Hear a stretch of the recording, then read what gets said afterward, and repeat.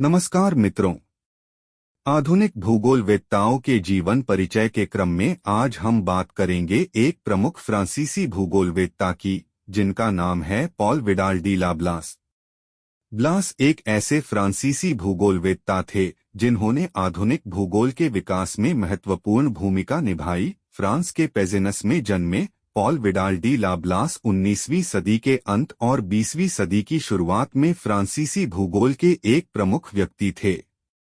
Vidal de ला BLAS ने अपने अध्ययन में मानव भूगोल पर ध्यान केंद्रित किया, जिसमें लोगों और उनके पर्यावरण के बीच संबंधों को समझने पर जोर दिया गया। उन्होंने पर्यावरणीय नीतिवाद की विचारधारा को खारिज कर दिया और परिदृश्यों और संस्कृतियों को आकार देने में मानव की भूमिका पर जोर दिया।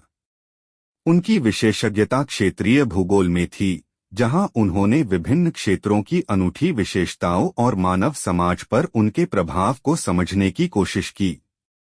ब्लास का महत्वपूर्ण योगदान भूगोल के प्रति उनके अभिनव दृष्टिकोण में निहित है, जो भौतिक और मानवीय पहलुओं के एकीकरण पर जोर देता है। उन्होंने संभावनावाद की अवधारणा की शुरुआत की, जिसमें कहा गया कि मानव समाज में कुछ बाधाओं के भीतर अपने पर्यावरण को अनुकूलित और संशोधित करने की क्षमता है।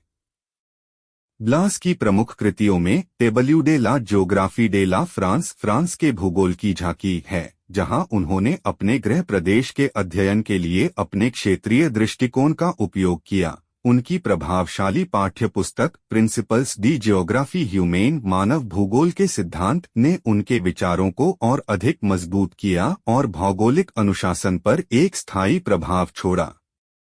इस संक्षिप्त परिचय में बस इतना ही। आगामी अंक में एक अन्य भूगोलवेत्ता के जीवन परिचय के साथ हम फिर मिलेंगे। धन्यवाद।